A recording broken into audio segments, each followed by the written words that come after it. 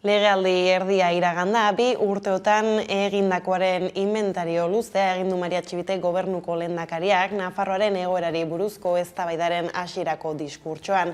COVID-19 osteko garai honi itxaropenez aurre egiten diotela nabarmendu du, naiz eta gaineratu duen hodeitzar batzuk ageri direla ekonomian, ala nola industriari eragin dioten hornidura arazoek eta herritarren erosalmenari eragiten dioten inflazioak. Atik Txibitek zehaztu du krisi honi aurre egiteko iparorratza argi dutela. Pandemiatik irteteko baliabideak erabiltzen ari direla esan du, eta ez murrizketak beste garai batzuetan egin zen bezala. Arratsaldeon guztioi esan bezala, hodeitzarrak daudela onartu arren etorkizuna itxaropenez ikusten du Txibitek. Ordubete eta 40 minutuko hitzaldi luzean, 2 urteotan egindakoaren inventario luzea egin du, pandemiaren ondorengo erronketan arreta jarriz eta adostasunen beharra azpimarratuz. Este año, por lo tanto, lo estamos cerrando con buenos indicadores sociales y económicos, creando empleo con un anteproyecto de presupuestos histórico que evidencia las prioridades y el modelo de sociedad que queremos, con históricos avances en el autogobierno y con 2 planes aprobados que son especialmente importantes, el de empleo y el de convivencia. Tenemos ahora mucha tarea, no solo para implementar las transformaciones, sino para hacerlas con garantía de equidad y de igualdad de oportunidades. Tenemos que recuperar la presencialidad en la atención primaria y situar a nuestro sistema de salud en el siglo XXI. Seguir apostando por la educación como palanca imprescindible y por la formación y recualificación para que toda la ciudadanía pueda estar preparada para ese modelo al que caminamos deprisa. Nafarroako argazkiala Euskal Autonomia Erkidegoan jarri behar dugu arreta orain izan ere abiadura handiko trenaren obrekin aurrera egiteko asmoz bilera egin dute goizean Gasteizen. Iñaki Arriola garraio sailburua Raquel Sánchez garraio ministroarekin bildu da. Alde batetik abiadura handiko trenaren Bilboko eta Gasteizko geltokiak lurrazpitik egingo direla bermatzeko eta bestetik hiriburuetarako sarreren lanak Eusko Jaurlaritzak egiteko. Bilboko kudeaketa gomendioa ontzat egin dugu dagoeneko gure sailetik eta orain pausu administratiboak eman behar ditugu. Hegoaldetik iparraldera gurean gaur magaztineko elkarrizketatu nagusia Beio Jora Juria Seaskako lehendakaria izan dugu gaurkoan. Izan ere, hizkuntza gutxitonaldeko molak legearen kontra Frantziako Konstituzio Kontseiluak hartutako ebazpenen ondorioak aztertu berri dituzte, Baionako jagon jarduna aldietan, eta bilkuraren ondorioez mintzatu da gurean. Biziki interesgarria izan da. Euskaltzaindiak eta Euskal Konfederazioak elgarrekin antolatu zuten saila hori, gomitatuz ez bakarrik Ipar Euskal Herriko eragileak, baina ere Frantzia osoko eragile batzu, eta neurtu ahal izan da. Molak legeak ekartzen zituen alde honak, artikulu batzu onartuak izan baitira, baita ere alde txarra, beraz ebazpen horren ondorio txarrak eta zentsura hori. Gaiz aldatuta, defentsarakoa epaiketa justu bat izatekoa errugabetasun presuntzioarena, delitu beragatik 2 aldiz epaitua ez izatekoa, tira askotariko eskubideak urratu dizkiete 13-13 auzian epaitzen ari diren 6 euskal herritarrei, eta eskubide urraketa horietako batzuen oinarrian dauden frogak baliogabetzeko eskatu zuten atzo defentsaren abokatuek Espainiako Auzitegi Nazionalean egindako argudiatzen hasieran. Izan ere atzo Madrilen egindako auzi saioan abokatuek gogoratu zuten, zenei Espainiako zerbitzu sekretuek egindako entzuketak izan zirela, 13-13 auziari abiapuntua eman zion alboka txostenaren oinarria, eta salatu zuten oraindik ez dagoela argituta, ez nork, ez zer lege babesekin egin zituzten. Epaiketak gaur segitu du, Nerea Arredondoren eta Saio Agirren abokatu Jose Mari Elosua eta Ibon Altunaren argudiatzeekin, eta auzipetuek eurek ere hartu ahal izan dute hitza. Auzi saioak gaur bukatzea espero da epaiketa zaritzeko, beraz, Aitzolasla abokatua izan dugu eguerdiko magazinean, aurreikusi daitekeen ebazpenaz alaxe mintzatu da. Ez da bate derreza ebazpena aurre ikustea eta are gutxiago audientzia nazionalari buruz hitz egiten ari garenean. Holako irregulartasun eta frogak ezagertzea askotan ikusi izan ditugu eta askotan ez du kontuan izan tribunalak. Nik, eta hau hausnarketa bat da, ez dauka inolako zer ikusirik honekin, nik uste dut, bai agian epaileek bere ebazpen hartzerakoan ikusi behar dute baita ere ze egoeratan gauden, ze legeak egoera sozial eta momentu batean aplikatzen direlako. Nazioarteko begirada berriz, Glasgow dago Eskozian egiten ari da COP26 klima larrialdi buruzko nazioarteko goi bilera. Hilaren 12an bukatuko dena 200 bat agintari bildu dira bertan klima larrialdiaren konpromisoak hartzeko helburuaz eta dagoeneko bada akordiorik. Global Carbon Projecten txostenak iragarri du isuriak 2032an eten beharko liratekela. Horregaitik 100 herrialde inguruk onartu dute metano isuriak 30% murriztea. Horrez gain, baso eremuen suntsitzea eta lurren degradatzea geldiarazteko konpromiso hartu dute herrialdeek. Bestelakoan azoraren goi bilerak lurraren berotzea 1,5 gradura mugatzea du xede, beraz ikusteke dago zer gehiago erdietsiko den. Bien bitartean ekologistek salatu dute aldaketak ez direla bilkura horretatik etorriko. Eta bestelakoan kiroletan, Gernikak 62-67 galdu du Virtus Bolognaren kontra Eurokopako 4. jardunaldian. Bizkaitarrak aurretik joan dira, ia lehia osoan partida garrantzitsua zuen ala atzo, Lointeke Gernika Bizkaiak, malosten zaleen babesean. Virtus Bolognaren aurka aritu zen Eurokopako ligaskako 4. jardunaldian eta neurketa irabaziko balun, urrats garrantzitsua egingo zuen txapelketan aurrera egiteko.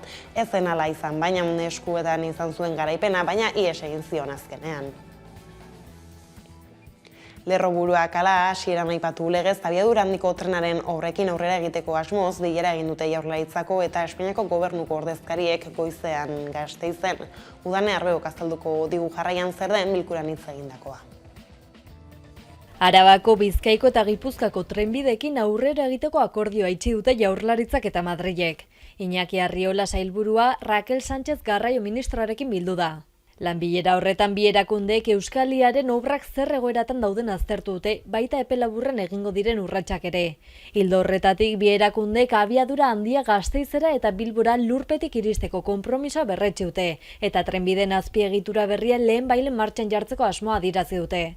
Eta zuzenean egongo gara bere eraikuntzan.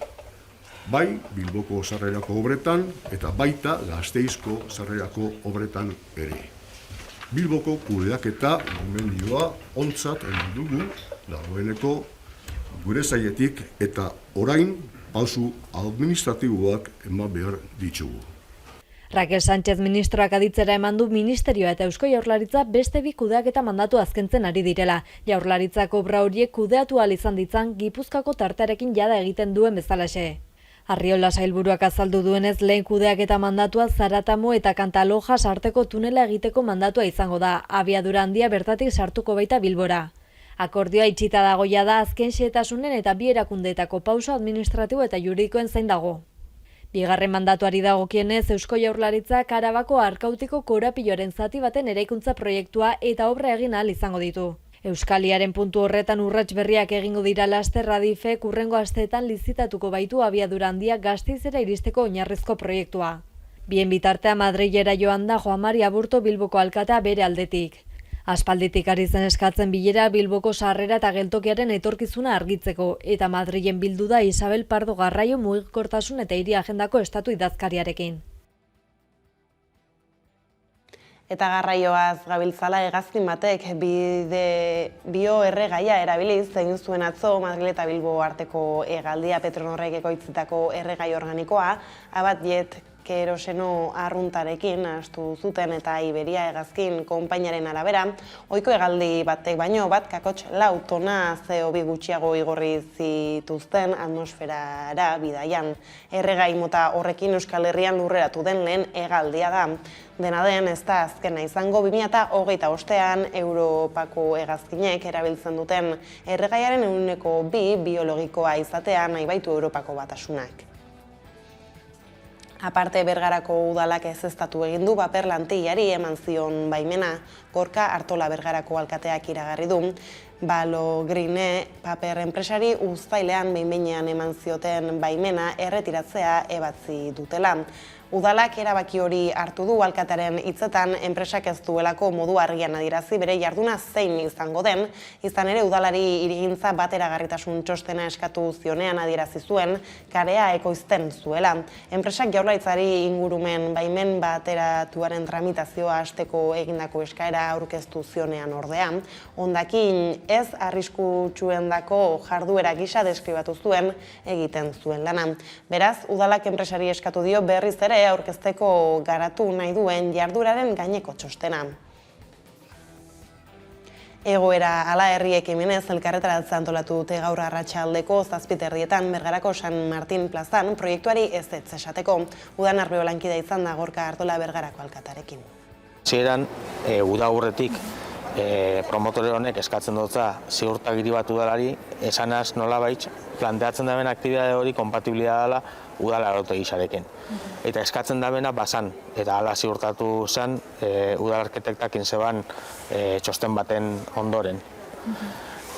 Bai ikusi duna prozesuan, ingurumen behimen bateratua Jaurlaritzan tramitatu da benian aktibitatearen izena diferentia dela.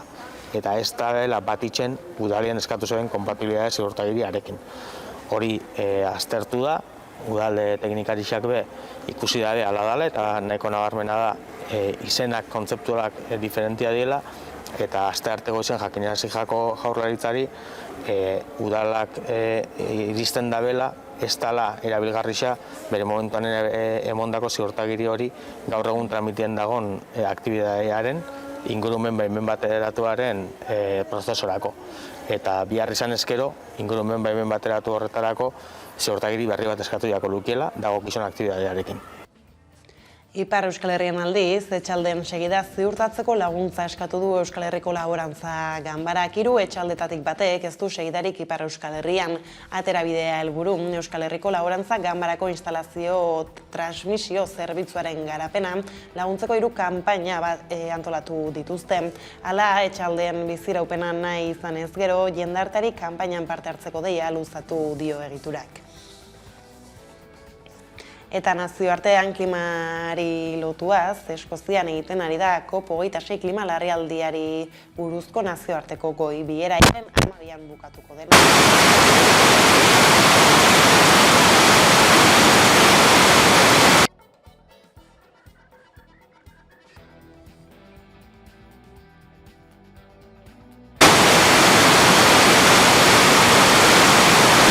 Klima larrialdiari buruzko nazioarteko goi bilerak 200 bat estatu agintari batu ditu klima larrialdiaren aurkako konpromisoak hartzea helburu. Tartean deforestazioa gelditzea eta isuriak murriztea. Gainera, Global Carbon Project egitasmoaren azken txostenak iragarri du isuriak 2032an eten beharko liratekeela egongo erritmoan jarraituz gero. Mundu osoko zientzialariek osatzen dute sarea eta txostenak ere ondorioztatu du herrialdeek iaz baino 4,9 karbono gehiago isuriko dutela. Antonio Guterres Nazio Batuen erakundeko idazkari nagusiaren esanetan, Glasgow, Eskozian, azaroaren 12 arte luzatuko den bilerak balio behar du lurraren berotzea 1,5 gradura mugatzeko helburua bizirik mantentzeko. Eta Nazio Batuen erakundeko buruak nabarmendu du horretarako premiazkoa dela berotegi gazen isuriak 145 murriztea 2030erako. Enough of burning and drilling and mining our way deeper. We are digging our own graves. Izan ere, egungo konpromisuekin 2,7 gradu beroago litzateke planeta 2100 urtean. Horregatik helburua lortzeko adituen ustez ezinbestekoa da isuriak murriztea baita 2050erako karbono neutraltasuna ziurtatzea ere. 2004ko Parisko hitzarmenak jarri zuen lemuarria eta Boris Johnson Erresuma Batuko lehen ministroak adierazi du orain agintariek konpromiso irmoak hartu behar dituztela. The clock on the doomsday device that I talked about is still ticking. But we've got a bomb disposal team on site and they're starting to snip the wires, I hope some of the right wires. Hala, klima larrialdiaren aurkako konpromisoak hartu dituzte estatu buruek eta gobernu buruek, baina ez dute asko zehaztu nola beteko dituzten. Batik bat 100 herrialde inguruk onartu dute 2030erako metano isuriak 30% murriztea. Horrez gain, baso eremuen suntsitzea eta lurren degradatzea geldierazteko konpromisua hartu dute egun herrialdek baino gehiagok. Sinatzaileen artean daude Kongoko Errepublika Demokratikoa, Errusia, Brasil eta Indonesia. Zehazki, lau herrialde horiek mundu osoko basoen 85% osatzen dute. Alabaina ekologistek salatu dute azken urteetan legez kanpoko baimenak eman dituela Kongok egurra ustiatzeko. Era berean, Fridays for Future mugimenduak hainbat protesta egin ditu egunotan, aldaketa ez dela bilkuratik etorriko ohartarazteko. Gauzak horrela direla, Glasgowko goibierak badu be aldea horrexegatik hainbat mobilizazio deitu dira Hego Euskal Herrian eta Aiara de Urretak azalduko dizkigu.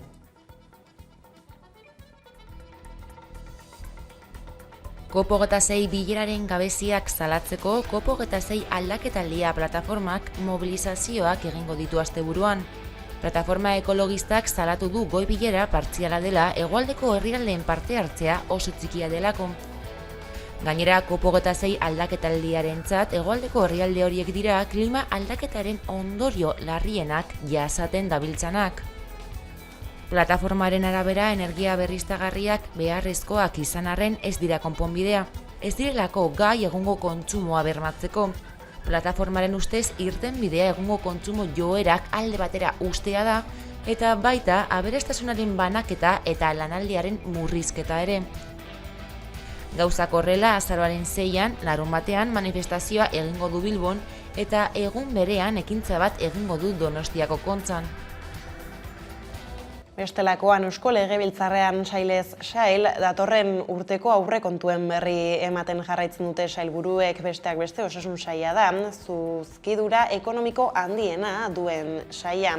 Gaur amaituko dute proiektuen azalpenekin eta datorren astean negoziaketei ekingo diete Legebiltzarrean udan erbeo. Aurrekontuen inguruan doa gaurko eguna ere Eusko Legebiltzarrean. Mahai gainean dauden Jaurlaritzaren datorren urteko aurrekontu proiektuak sail bakoitzari dagozkion diru partidak aletzen bukatuko dute gaur Legebiltzarra sailburuek. Aurrez entzundakoetan digitalizazio arrakala murrizteko 60.000 ordenagailu eskuratuko dituztela azaldu du Jokin Bildarratz hezkuntza sailburuak eta udaberrirako 1000 inguruko lan eskaintza publiko izango dela iragarri du aurrekontutik bere sailari dagokion diru partida azaltzerakoan. Ekonomiaren garapen jasangarritasun eta ingurumen sailak 777 milioi euroko aurrekontu aktibatu du ekonomiaren suspertze eraldatzaile inklusibo eta jasangarriaren zerbitzura. 2021ean baino 123 milioi euro gehiago dira, industria garapena indartzeko, ikerketa eta garapena areagotzeko, industria lurzoruak berreskuratzeko eta lehentasunezko eremuetan jarduerak eragiteko. Horietatik 580 milioi euro bideratuko dira inguruko enpresa txiki eta ertaina laguntzeko plan berezira. Bestalde osasun saila da aurten ere zuzkidura ekonomiko handiena duen saila eta ia 2.000 euro bideratuko ditu pertsona bakoitzeko osasun gastura eta orotara 4.352 milioi euroko aurrekontua izango du 2022an osasun sailak. Eusko Jaurlaritzaren aurrekontuaren herena baino gehiago euskal osasun sistemari eusteko da. Eta etxebizitzarako eskubide subjektiboa garatzeko bidean aurrera urratsak iragarri ditu Iñaki Arriola etxebizitza eta garraio sailburuak. Aurrekontu proiektua dagoen horretan onartzen bada 25 euro gehiago 275 eurokoak izango dira Jaurlaritzak etxebizitzarako emango dituen laguntzak. Arratsaldean amaituko dira saien azalpenak, autogobernua eta merkataritza eta turismo saiek emango die amaiera hain zuzen. Negoziazioari dagokionez, bien bitartean EH Bilduk ez du bererako borondaterik ikusten adostasun batera iristeko. Elkarrekin Podemosiu prest dago negoziatzeko, baina uste du murrizketa sozialak daudela eta ez diela erantzuten egungo erronkei. Ekonomia arloko kontuekin jarraiki, SK sindikatuak irregulartasunak salatu ditu Bizkaiko Foru Aldundiaren albaitaritzako lan eskaintza publikoan. Sindikatuaren hitzetan itxura denez, Foru Aldundiko goi mailako hainbat funtzionariok adostutako ekintza bat egon da, eta ekintza horren ondorioz bitarteko funtzionario bat onuradun atera da. Horrela, espezialitate horretako plazen behin betiko esleipenak kautelaz geldiarazteko eskatu dio sindikatuak Bizkaiko Foru Aldundiari. Albaitaritzako azterketetan gertautakoa argitu arte behintzat. Urriaren 29an norbait sartu zen diputazioak kudeatutako animalia uztategien erregistroan eta bertan ebatxe egin zituen lehen froga praktikoari buruzko hainbat gai. Jarduera hori, nekazaritza arantza eta elikadura ministerioaren mendeko zitran aplikazioan erregistratu zen. Eta jarduketa hori, 2008ko azaroaren 25ean ezabatua izan zen, hau da, froga egiteko egun gutxi falta zirenean. Guraldetik, gaur egun ez dakigu nork ebatzi zuen aplikazio informatikan froga praktikoa, ez da nork erabili zuen ere, baina zalantzarik gabe bertako sarbidea duen norbaitek egin behar izan zuen, hau da, Bizkaiko Foru Aldundiko funtzionario batek. Era berean, ez dago inolako zalantzarik, hautaketa prozesuan parte hartu zuen erakundorretako bitarteko funtzionario bakarra izan zela froga gainditu zuen pertsona bakarra. Eta gaiza aldatuta kultura arlora iritsita punk mugimendua RIP taldeko lagunak eta 80ko hamarkada gogoratzeko asmoz ez donk amaitu ekimenak hainbat ekitaldi antolatu ditu azaroan. Kolpez kolpe soioko lagunek egitasmoko antolatzaiekin hitz egin dute. Euren asmoa hobeto ezagutzeko asmoz ikus dezagun beraz jarraian elkarrizketaren laburpena.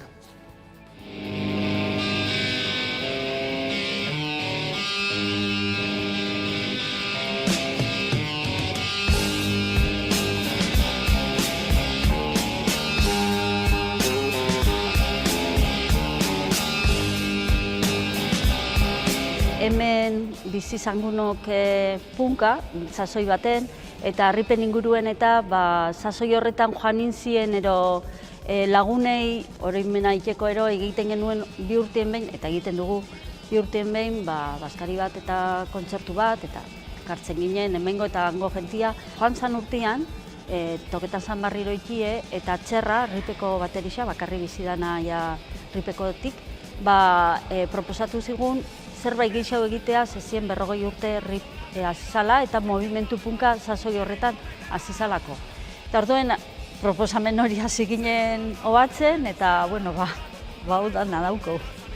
Erakusketa sortu zen pizka bat, azaltzeko ero mai gainean ipintzeko zelako testu inguruan sortu zen punka arrasaten eta zer gure gau azaltzia, dana azaltzia zaila da, eta horregin gauen danon artien, bota gauen ideia pila bat, eta orduen daz panel batzuk antolatuta gaien inguruan, eta panel bakoitzian azaltzen dau gizarteko eta sasoi horretako gune garrantzitsuenak, guretako lan azpimarratzekoek diezenak. Eta daude eginda argazkisakin, prentsa zatixak, joan garen topetan materiala, sasoi horretakoa. Izenda gehiago ez da iritsi bat ematea baizik, eta mai gainean ipintzia zer gertatu zen momentu horretan. Erakusketaz gain eta egingo dugun kontzerturen batez gain, ulertzen dugu punka modu uniko zabalien. Punka ez da bakarrik krestak eta ez da bakarrik jarrera oldarkorra erolakua. Punka da gauza asko.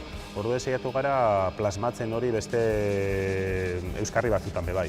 Eta adibidez, mai inguruetarako gonbidatu ditugu, 3 gai hartu ditugu referente moduen, bat euskera eta roka, izena luziagoa da, Zozoak Beleari Ipurbeltz jarri dugu. Eta ekarriko ditugu 2 musikari eta kasetari da, horretaz aritzeko. Gero beste bat izango da feminismoa buruz, feminismoak eta roka, eta pixka galdera da 80ko hamarkatik zenbat egin dugun aurrera, egin ote dugun aurrera, eta hor bekarri ditugu 3 aditu. Bai, soziologoa, kasetaria eta beste bat emaginiko kide bat. Eta gero 3garrena izango da rock and roll drogi etonk, esaten du drogi etonk, ez da droga da. Eta ekarri ditugu pikasetari eta musikari bat, oso veteranoak 3ak, bai berbain dixen apur bat, zelan izen da 80ko hamarkan roka itzen hastia, 6 bilbide egondan eta gaur egun zer dauen. Esan dako moduen, gara punka gustoko ero guretzat oinarrixa dan pertsona batzuk, oso belaunaldi desberdinetakoak, oso aberatza da hori, eta labur biltzen ginen esaldi baten Mondrauek badauka izena, izana, jatorria eta etorkizuna. Punka lehendi dator, hor dau, eta espero dugu jarraitzea, ez? Eta ez donka amaitu bezaten dugu, begiratzen dugu atzera, baloratzen dugu lengua, baina beti be aurrera begira, ez? Eta pausak emonez.